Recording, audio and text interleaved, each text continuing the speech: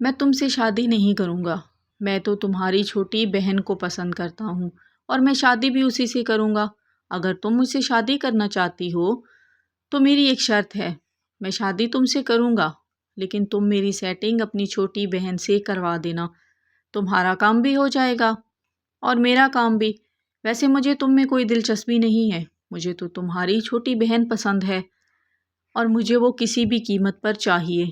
میرا نام عروج ہے، میں اپنی بہن بھائیوں میں سب سے بڑی ہوں۔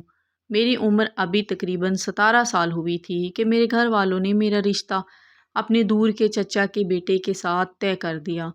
وہ لڑکا باہر کے ملک رہتا تھا، وہ عمر میں مجھ سے 16 سال بڑا تھا، یعنی کہ جب میری عمر 17 سال ہوئی تھی تو اس کی عمر 34 سال تھی۔ میں یہ دیکھ کر بالکل حیران رہ گئی، کیوں نہ کہ وہ دیکھنے میں بھی کچھ انکل ٹائپ سے لگتے تھے۔ نہ کوئی پرسنالٹی تھی، نہ کوئی قد، نہ کوئی کاٹ۔ وہ قد میں بھی بالکل چھوٹے سے تھے، موٹے اور بڑے عجیب سے تھے، ذرا بھی ان میں اٹریکشن نہیں تھی۔ بہرحال گھر والوں کی مرضی کے آگے میں کچھ نہ بولی۔ 15 دن کے اندر اندر ہی میری شادی ہو گئی۔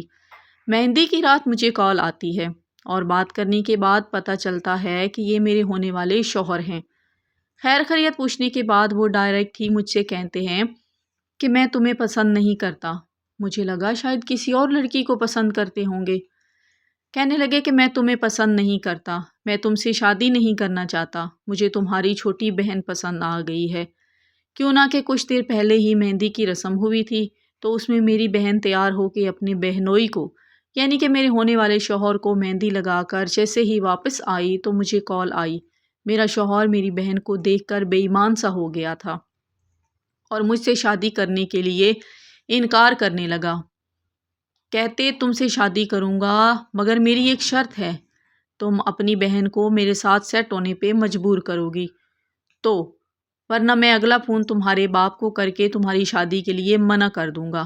میں نے بھی ویسے اس لڑکے کو پہلے اتنا نہیں دیکھا ہوا تھا، نہ ہی میں جانتی تھی۔ ہماری یہ ارینج میرج تھی، لو میرج تو تھی نہیں جو میں اس کی ہر بات مانتی۔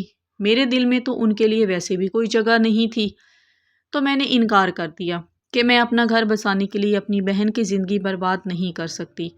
ہم سب بہن بھائیوں میں آپس میں بہت پیار تھا، ہم ایک دوسرے کا برا کرنے کے بارے میں سوچ بھی نہیں سکتے تھے۔ اسی لیے میرے صاف انکار پر دوسری جانب کال اچانک بند کر دی گئی۔ غصے میں ساری رات سوچتی رہی کہ میں نے صحیح کیا یا غلط، جانے کب آنکھ لگ گئی، لیکن دل میں یہ سکون تھا کہ میں اپنے بہن بھائیوں کے ساتھ کبھی برا نہیں کروں گی، چاہے میرا گھر بسے یا نہ بسے۔ اور صبح ہی مجھے جلدی جاگ ہو گئی۔ رسمیں شروع ہو گئی، دولہے والے بارات لے کر آ گئے، لیکن پتہ ہی نہیں چلا کہ کب وہاں پر لڑائی شروع ہو گئی۔ خیر اللہ اللہ کر کے لڑائی ختم ہوئی اور میری رخصتی بڑی سادگی سے ہو گئی۔ مجھے تیار بھی نہیں ہونے دیا گیا۔ میرے گھر والے بڑے سادہ مزاج کے تھے، وہ کہتے تھے کہ کچھ بھی ہو یہ رشتہ نہیں ٹوٹنا چاہیے، لڑکا بہت اچھا ہے اور سب سے بڑی بات باہر کے ملک ہوتا ہے۔ جب میری شادی ہوئی اس دور میں باہر کے ملک والے لڑکے کی بڑی مانگ ہوا کرتی تھی۔ بہرحال میں رخصت ہو کر سسرال پہنچی۔ وہاں پر میرا کوئی استقبال نہیں کیا گیا، بس مجھے لے جا کر گھر کے صحن میں بٹھا دیا گیا آرام سے۔ کوئی آ رہا ہے، کوئی جا رہا ہے، میری نندیں، نندوں کی بیٹیاں سب اپنی اپنی دھن میں مگن تھی اور میں صحن میں اکیلی بیٹھی ان سب کو آتے جاتے دیکھ رہی تھی۔ گرمی میں اکیلے سر چکائے بیٹھی تھی۔ آخر میری نند کی بیٹی آئی اور مجھے تقریباً 2 گھنٹے کے بعد کمرے میں لے گئی۔ مجھے ہلکا پھلکا سا تیار کیا گیا بڑا ہی بے دلی کے ساتھ، اور میں یوں ایک سمپل سی دلہن تیار ہو گئی۔ جب رات ہوئی تو میرا شوہر غصے میں میرے قریب ہی نہیں آیا۔ بولے مجھے تم میں کوئی انٹرسٹ نہیں ہے، کیوں نہ کہ تم مجھے پسند ہی نہیں ہو۔ پھر وہی بات کہ میں تمہاری بہن، مجھے تمہاری بہن چاہیے، ہر حال میں، کسی بھی قیمت پر، بس مجھے تمہاری بہن چاہیے۔ میرے پھر انکار پر وہ بھڑک گئی اور دوسری طرف منہ کر کے سو گئی۔ گھر نیا تھا، جگہ نہیں تھی، لوگ بھی نئے تھے، اسی لیے مجھے تو نیند ہی نہیں آئی۔ اوپر سے پہلی رات میرے شوہر بھی ناراض ہو کر سو گئے، یہ الگ پریشانی ہو گئی تھی میرے لیے۔ رسم کے حساب سے جب صبح میری بہن اور میرے گھر والے ناشتہ لے کر آئے تو بے شرموں کی طرح میرے شوہر میری بہن کی منہ کی طرف دیکھی ہی جا رہے تھے اور بس ہنس ہنس کر صرف میری بہن سے ہی باتیں کرتے رہے۔ یہ بات میرے خاندان والوں کو، میرے گھر والوں کو بڑی ناگوار گزری۔ انہوں نے یہ بات نوٹ کی اور باتیں بنانا شروع کر دی، جو کہ ہر خاندان میں ہوتا ہے، کہ عروج کا شوہر تو بڑا ٹھیرکی نکلا، وہ تو بیوی سے زیادہ سالی پہ نظر رکھتا ہے، ابھی نئی نئی شادی ہوئی ہے اور اس کے ٹھرک تو دیکھو ذرا، جس کے منہ میں جو آ رہا تھا اپنے حساب سے بولے جا رہا تھا۔ میرے والدین بالکل خاموش تھے اور شرمندہ بھی تھے کہ ہم نے جیسا سوچا تھا ہمارا داماد ویسا تو بالکل بھی نہیں ہے۔ کسی کی بات کا کوئی بھی جواب نہیں دے رہے تھے۔ دن، مہینے، سال گزرتے رہے، لیکن میرے شوہر کی ضد ختم نہ ہوئی۔ جب میرے شوہر باہر کے ملک سے آئے ہوتے تو میں اپنے مائکے نہ جاتی۔ وہ بڑی ضد کرتے کہ چلو تمہارے گھر چلتے ہیں، لیکن میں انکار کر دیتی کہ مجھے نہیں جانا، یا پھر ایسا ہوتا کہ جب پاکستان آنے کے دن قریب آ جاتے تو میں پہلے ہی اپنے مائکے سے ہو آتی، تاکہ میرے شوہر کے آنے پر مجھے دوبارہ نہ جانا پڑے۔ ادھر میرے گھر والوں کو میں نے بتا دیا تھا کہ میرا شوہر میری بہن کے لیے بڑا تنگ کرتا ہے کہ اس کے ساتھ میری سیٹنگ کرواؤ۔ میں نے اپنے والدین کو کھلے الفاظ میں سمجھا دیا تھا کہ مجھے میرا گھر بسنے میں کوئی چانس نظر نہیں آ رہے۔ میں اپنی ہر ممکن کوشش کرنے کے باوجود ناکام ہوتی نظر آ رہی ہوں۔ اب تو میرا گھر بسانے کے لیے میرا حوصلہ بھی ٹوٹتا جا رہا ہے۔ میں نے اپنی ہر ممکن کوشش کر کے دیکھ لی ہے، مجھے کوئی راستہ نظر نہیں آ رہا کہ یہ انسان کبھی سدھر ہی نہیں سکتا۔ کچھ شادی کے 2 سال کے بعد مجھے پتہ چلا کہ یہ تو شراب بھی پیتا ہے اور بھانگ بھی پیتا ہے اور اسموکنگ بھی، بیڑی بھی، اور اس نے مجھ سے شادی کے 2 سال تک خبر ہی نہیں ہونے دی کہ وہ سارے نشے کرتا ہے۔ بہرحال میرے 2 بچے ہو گئے، ایک بیٹی اور ایک بیٹا، لیکن میرے حالات دن بدن بگڑتے ہی جا رہے تھے۔ گھر کے بڑوں نے مشورہ کیا کہ اس کی بہن کی شادی کر دیتے ہیں تو سب کچھ ٹھیک ہو جائے گا، وہ اس کا پیچھا چھوڑ دے گا اور اس کو بھول کر شاید اپنے گھر پہ توجہ دینے لگ جائے، جیسے کہ بڑوں کے خیالات اکثر گھروں میں ہوتے ہیں۔ تو آخر میری بہن کا رشتہ کر دیا گیا، اس کی شادی طے کر دی گئی۔ جب یہ بات میرے شوہر کو پتہ چلی تو اس کی بہن کی شادی تیار کر دی گئی، تو اس نے مجھے طلاق کی دھمکیاں دینا شروع کر دی۔ پتہ نہیں کیوں، پر مجھے اس وقت احساس ہونے لگا تھا کہ اب میرا گھر نہیں بچے گا۔ ادھر سے میری ایک نند بڑی چالاک تھی، جو مجھے یہ کہنے لگی کہ عورتیں اپنا گھر بچانے کے لیے کچھ بھی کر جاتی ہیں، اور ایک تم ہو کہ میرے بھائی کی ایک چھوٹی سی خواہش نہیں پوری کر پا رہی ہو۔ میں نے کہا کہ آپ کے بھائی کی خواہش اگر جائز ہوتی تو ٹھیک تھا، میں پوری کرتی، لیکن ایسی خواہشیں نہیں کہلاتی، گناہ کہلاتی ہیں، اور میں گناہ نہیں کر سکتی۔ تو مجھے آگے سے کہنے لگی کہ بڑی آئی نیک پارسا، ہم تجھے طلاق دے کر گھر بھیجیں گے نا، پھر تجھے سمجھ آئے گی۔ میں نے جواب میں بس اتنا ہی کہا کہ جو میری قسمت میں ہے نا وہ ہو کر ہی رہے گا، اگر ٹھوکریں لکھی ہیں تو وہ مجھے مل کر ہی رہیں گی، چاہے کوئی مجھے جتنا بھی ان سے بچا لے، میری قسمت کا لکھا مجھے مل کر ہی رہے گا۔ لیکن میں اپنے ہاتھوں سے اپنی آنکھوں کے سامنے اپنی بہن کو برباد ہوتا ہوا نہیں دیکھ سکتی۔ جو آپ لوگ چاہتے ہیں وہ میں کبھی نہیں کروں گی، آپ سے جو ہوتا ہے آپ وہ کر لیں۔ میری نند آگ بگولا ہوتی ہوئی وہاں سے چلی گئی اور کہا کہ اب تو دیکھ تیرے ساتھ کیا کرتے ہیں ہم، تیری نسلیں بھی یاد رکھیں گی۔ اور میں نے آسمان کی طرف سر اٹھایا اور یہ کہا کہ یا اللہ، جو تیری مرضی وہی میری مرضی، اور جو تیری مرضی سے ہوگا، تیرے فیصلے سے ہوگا، میں تیرے فیصلے پہ راضی ہوں، میں تیرے ہر فیصلے پہ تیار ہوں اور راضی بھی ہوں۔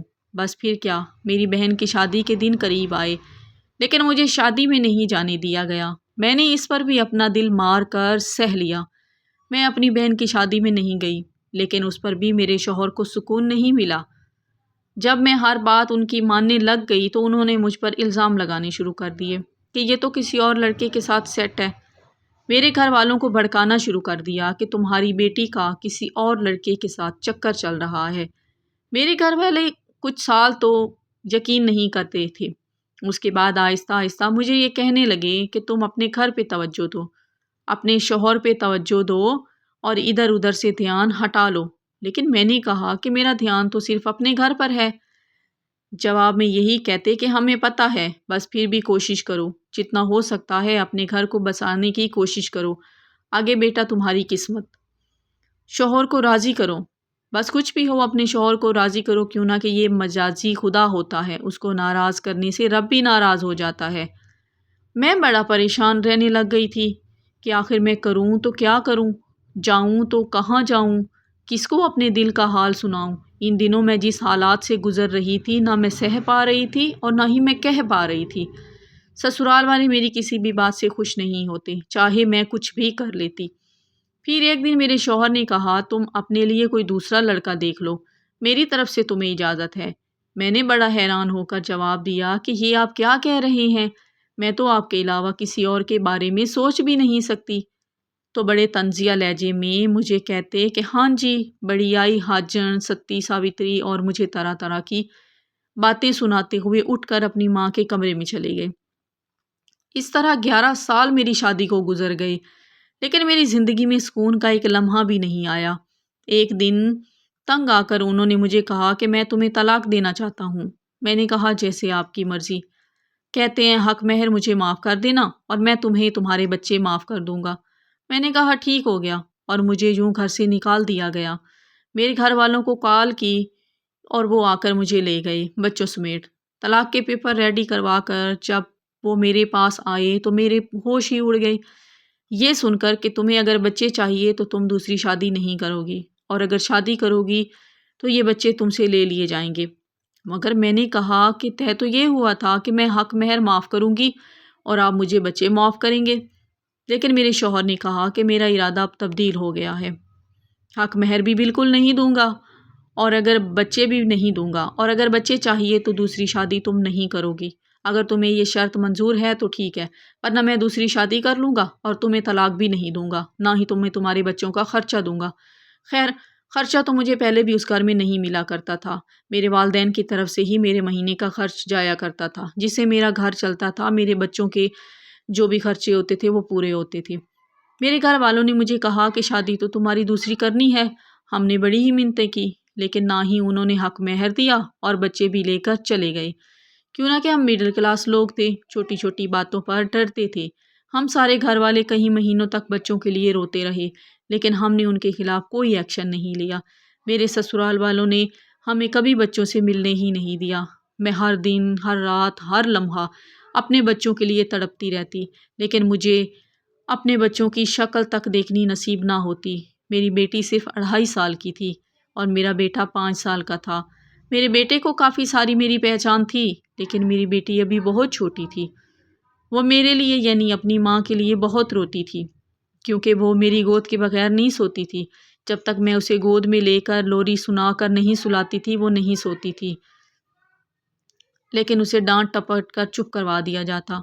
یہ باتیں ہمیں ادھر ادھر سے سننے کو ملتی تھی کہ آپ کے بچوں کے ساتھ بہت ظلم کیا کرتے ہیں، آپ کے بچے آپ کو بہت یاد کرتے ہیں، وہ یہ کہتے ہیں کہ ہمیں مما کے پاس جانا ہے۔ ہر دن مجھ پر قیامت بن کے گزرتا جب میں لوگوں کی باتیں سنتی تو میں سہ بھی نہیں پاتی تھی اور میں کہہ بھی نہیں پاتی تھی کہ آخر اللہ نے میرے ساتھ یہ کیا کیا اور اس میں میرے لیے کیا بھلائی تھی۔ طلاق کے 4 سال بعد میری شادی کر دی گئی۔ جس سے میری شادی طے کی گئی وہ کم عمر لڑکا اور کنوارا لڑکا تھا، وہ ہماری ذات برادری کا بھی نہیں تھا، لیکن میرا نکاح اس لڑکے سے بڑی سادگی سے کر دیا گیا۔ اس لڑکے نے مجھے پہلے ہی دن بڑا اچھا فیل کروایا، میری ہر بات مانتا، میرے ہر لفظ کو حکم سمجھ کر مانتا۔ آہستہ آہستہ مجھے ان پہ یقین آنے لگا، اور کب میرا دوسرا شوہر میرے دل میں ایک اچھا مقام بنا گیا مجھے پتہ ہی نہیں چلا۔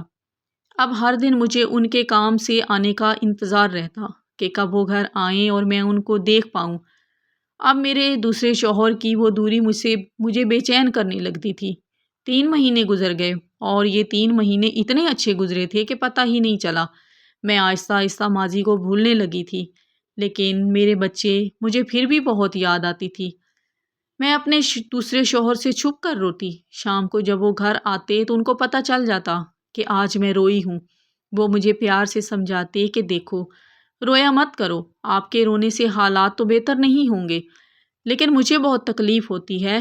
تم دیکھنا، ایک وقت ایسا بھی آئے گا کہ تمہارے بچے تمہارے پاس ہوں گے، ہمارے پاس ہوں گے۔ تب مجھے یقین نہیں تھا، میں یہی کہتی تھی اور یہی سوچتی تھی کہ یہ صرف مجھے بہلانے کے لیے کرتے ہیں تاکہ میرا دھیان اپنے بچوں پر سے ہٹ جائے۔ وہ پورا وقت مجھے دیتے، ہر دن اسپیشل فیل کرواتے، میرا ہر دن اسپیشل ہو جاتا۔ پھر میں پریگننٹ ہو گئی، میری طبیعت خراب رہنے لگی، مجھے الٹیاں، گھبراہٹ اور بے چینی ہر وقت رہتی تھی۔ جب عصر کا ٹائم ہوتا تو اتنی گھبراہٹ اور بے چینی ہوتی کہ دل کرتا کہ گھر سے بھاگ جاؤں کہیں۔ میری پریشانی کی وجہ پوچھی میرے دوسرے شوہر نے تو میں نے سارا حال بتایا کہ میری یہ حالت ہے، تو اب وہ عصر سے پہلے گھر آنے لگ گئے۔ اب وہ مجھے گھر سے باہر کہیں نہ کہیں روز جگہ بدل بدل کر گھمانے لے جاتے اور اس طرح میری طبیعت بالکل صحیح ہو جاتی۔ پورے 9 مہینے میرے کھانے کا ایسے خیال رکھتے کہ جیسے میں کوئی چھوٹی سی بچی ہوں، میری ہر ضد مانتے، اور وہ میری ہر ضد مانتے تو مجھے ہر بات پہ ضد کرنے کی بھی عادت سی ہو گئی تھی۔ مجھے لگتا تھا جیسے میں ہر ضد کرتی ہوں اور وہ میری پوری بھی کرتے ہیں، اور مجھے ان کے ساتھ ضد کرنا اچھا لگتا تھا کیونکہ وہ پھر مجھے پیار سے منا کر وہ اپنا کام کروا لیتے تھے۔ میں ایک چیز نہ کھانے کی ضد کرتی تو وہ پیار سے مجھے دوسری چیز لا کر دیتے۔ 9 مہینے کس طرح گزر گئے پتہ ہی نہیں چلا، اور پھر میری بیٹی پیدا ہوئی۔ بیٹی کے پیدا ہونے پر وہ اتنے خوش ہوئے تھے کہ پورے ہسپتال میں مٹھائی بانٹی۔ میری بیٹی آپریشن سے ہوئی تھی، بڑے آپریشن سے پیدا ہوئی تھی۔ ایک ہفتہ پورا گھر میں رہے، گھر کا سارا کام کرتے، مجھے سہارا دے کر اٹھاتے، میری اتنے اچھے طریقے سے دیکھ بھال کی کہ میں بہت جلدی ریکور ہو کر ٹھیک ہو گئی۔ پھر بیٹی کے پیدا ہونے کی وجہ سے اب میں سارا دن مصروف رہتی، گھر کے کام تو کبھی بیٹی کو سنبھالنا۔ اب میرا بیٹا جو تھا پہلی شادی میں سے وہ بڑا ہو گیا تھا، ادھر ادھر سے پوچھ کر کہیں نہ کہیں کبھی نہ کبھی وہ مجھے مل لیتا تھا۔ اب میرا دل لگنے لگا تھا، ایک تو پہلا بیٹا مجھ سے ملنے لگا تھا، دوسرا میرے پاس بیٹی بھی تھی، تو اب میں زیادہ پریشان نہیں رہتی تھی، مجھے اب ماضی کم پریشان کرتا تھا۔ پھر میرا بیٹا پیدا ہوا، پھر میں اور زیادہ مصروف رہنے لگی کیونکہ اب میرے پاس 2 بچے ہو گئے تھے، ایک بیٹی اور بیٹا، اور گھر کا کام بھی۔ اب میں زیادہ مصروف رہنے لگی تھی۔ اب میرے گھر دوسری بیٹی پیدا ہوئی تھی، میرے شوہر بہت خوش تھے، میرے پاس 2 بیٹیاں اور ایک بیٹا تھا اب دوسری شادی میں سے۔ ایک دن وہی عصر کا ٹائم تھا اور میں یوں ہی بڑی اداس سی بیٹھی ہوئی تھی کہ اچانک دروازے پر دستک ہوئی۔ میں نے جا کے پوچھا کہ کون؟ تو آگے سے جو آواز آئی وہ میں سن کر چونک گئی، کیوں نہ کہ وہ آواز میرے بیٹے کی تھی۔ میں نے دروازہ کھولا تو میرا بیٹا میرے سامنے کھڑا تھا، اب تو ماشاءاللہ بہت بڑا ہو گیا تھا۔ میں نے جلدی سے اندر بلایا اور پوچھا کہ آپ کو یہ گھر کس نے بتایا ہے کہ میں یہاں پہ رہتی ہوں؟ تو اس نے اپنے کسی دوست کا نام بتایا کہ میں ہر کسی سے پوچھا کرتا تھا کہ میری مما کا گھر کسی کو پتہ ہے کیا؟ تو میرے ایک دوست نے بتایا، وہ جانتا تھا آپ کا گھر، تو اس نے مجھے یہاں پر بھیجا کہ آپ یہاں پر رہتی ہیں، تو میں یہاں پر آ گیا۔ میں نے کہا کہ شکر ہے آپ آ گئے ہو۔ مجھے کہنے لگا کہ اب میں کبھی واپس نہیں جاؤں گا۔ اس کے یہ الفاظ سن کر میں کچھ دیر سوچ میں پڑ گئی۔ پھر میں نے کہا کہ سب خیریت تو ہے نا؟ بولا مجھے بہت مارتے ہیں، آج میں گھر چھوڑ آیا ہوں، اب میں اس گھر میں واپس نہیں جاؤں گا، مجھے وہاں پر مارا جاتا ہے، پیٹا جاتا ہے بغیر میری کسی غلطی کے، اس گھر میں میں اب کبھی نہیں جاؤں گا، میں کہہ رہا ہوں نا۔ میں نے کہا چلو ٹھیک ہے، یہ گھر بھی تو تمہارا اپنا ہی ہے۔ میں اپنے دوسرے شوہر کے بارے میں سوچ کر ذرا بھی پریشان نہیں ہوئی، کیوں نہ کہ میں جانتی تھی کہ وہ میرے بیٹے کے بارے میں جان کر بہت خوش ہوں گے اور وہ خوشی خوشی میرے بیٹے کو اپنے گھر میں رہنے دیں گے۔ شام کو جب میرے شوہر گھر آئے تو وہ میرے بیٹے کو دیکھ کر واقعی بہت خوش ہو گئے، جیسے میں نے سوچا تھا اس سے بھی زیادہ کھرے وہ میری امید پر اترے۔ دن گزرتے گئے، اب میرے شوہر اپنے بچوں سے زیادہ میرے بیٹے کو پیار کرتے، ان تینوں کو ملا کر جو پاکٹ منی بنتی تھی وہ اس ایک اکیلے کو ملتی تھی۔ بہت لاڈ اور پیار کرتے تھے، کبھی کہیں بھی جاتے تو میرے بیٹے کو ساتھ لے کر جاتے، مجھے بہت خوشی ہوتی یہ دیکھ کر، اور میں سوچتی کہ لوگ ایسے بھی تو ہوتے ہیں نا، اور لوگ تو بس یوں ہی کہتے ہیں کہ مرد اپنی بیوی کی پہلی اولاد کو پسند نہیں کرتا یا پھر اپنے گھر میں نہیں رکھتا۔ میرے ساتھ تو ایسا کچھ نہیں ہوا، اللہ کا شکر ہے کہ آج دنیا کی ہر چیز میرے پاس ہے، دنیا کی ہر نعمت رحمت میرے پاس ہے، بس ابھی بھی مجھے اپنی بیٹی کی بہت یاد آتی ہے۔ میری پہلی شادی میں سے پہلی بیٹی جو تھی میں نے اس کو ابھی تک نہیں دیکھا، جب سے وہ میرے پاس سے لے کر گئے ہیں، اس کی یاد بہت آتی ہے، لیکن مطمئن ہوں کیوں نہ کہ میرے سسرال والے اس کو پیار کرتے ہیں۔ بس ہمیں اللہ کا شکر ادا کرنا چاہیے۔ میں نے صبر کیا اور سچ کا ساتھ دیا۔ اللہ پاک نے میرے لیے سب اچھا اور بہتر کر دیا۔ میرے پہلے شوہر نے شادی کر لی اور اس کی جو بیوی ہے وہ ہر وقت بیمار رہتی ہے۔ اب وہ جو بھی کماتا ہے وہ اپنی بیوی کی بیماری پر لگا دیتا ہے۔ اب وہ مجھے یاد کرتے ہیں، کیوں نہ کہ ادھر یا ادھر کے لوگ بتاتے ہیں کہ وہ تمہیں یاد کرتے ہیں کہ وہ پہلی والی زیادہ اچھی تھی، کاش ہم نے کچھ غلطیاں نہ کی ہوتی، کاش ہم نے اس کو نہ چھوڑا ہوتا۔ لیکن میری تو جیسے وہاں سے جان ہی چھوٹ گئی۔ الحمدللہ آج میں بہت خوش ہوں۔ میں نے صبر کیا اور صبر کا پھل مجھے بہت میٹھا ملا۔ اچھا شوہر، بچے بھی، بیٹیاں، بیٹے اور پہلا بیٹا بھی۔ اللہ کا شکر ہے۔ میری کہانی آپ کو کیسی لگی اور میری کہانی سے سیکھنے کو آپ کو کیا ملا؟ کامنٹ میں اپنی رائے ضرور دیا کریں۔ آپ کامنٹ بالکل بھی نہیں کرتے، ویڈیو کو لائک بھی نہیں کرتے اور چینل کو بھی سبسکرائب نہیں کیا ہوا۔ میری زندگی جتنی گزر چکی ہے وہ میرے لیے ایک سبق تھی اور میرے دیکھنے والوں کے لیے بھی سبق تھی۔ آپ نے اپنی زندگی سے کیا سیکھا یا آپ کی زندگی میں ایسا کیا کیا ہوا؟ کیا آپ لوگ مجھے اپنی زندگی کے بارے میں بتانا چاہیں گے یا پھر مجھے بتانا پسند کریں گے؟ کامنٹ میں اپنے اپنے دل کا حال آپ لوگ مجھے بتا سکتے ہیں اور اپنی رائے کا اظہار ضرور کیا کریں۔ چینل کو سبسکرائب کر لیں اور اللہ پر بھروسہ رکھیں۔ انشاءاللہ ایک دن اللہ سب کچھ ٹھیک کر دے گا۔